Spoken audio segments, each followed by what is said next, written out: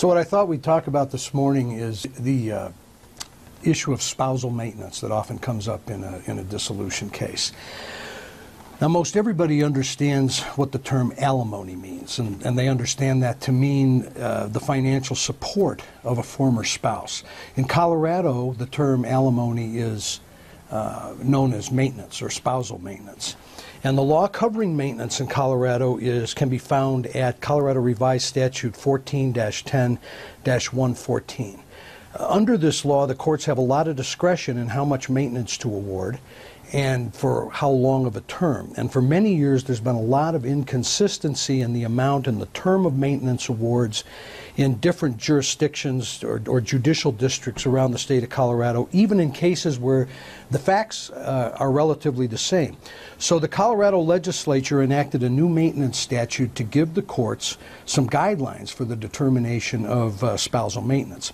Governor Hickenlooper signed House Bill 1058 into law on May 10th, 2013, and it becomes effective on January 1st, 2014. Now, like the old law, the court is required to make certain findings about each person's income and property and other financial resources, the reasonable need of the party who's seeking spousal maintenance, and the ability of the other party to pay maintenance. But unlike the old statute, the new 14-10-114 now provides a formula for calculating what the statute calls the guideline amount of maintenance, and also provides a table that sets out the guideline duration. And it's important to note that these guidelines only apply to parties who have a combined gross income of less than $240,000 a year, and to marriages that are at least 3 years long.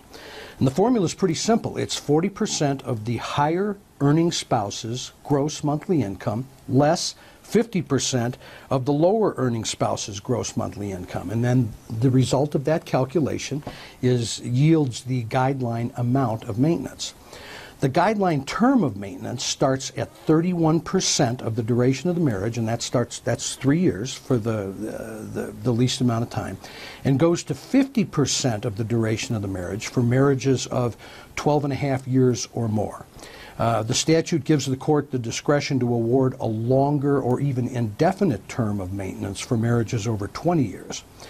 Now, in addition to the financial factors I mentioned earlier, the court also considers things like the party's lifestyle during the marriage, the employability of each party, the history of the party's earnings, the age and health of each party, and any significant economic contribution to the marriage by a party, or to the education of the other party, or to the enhancement of the other party's financial position.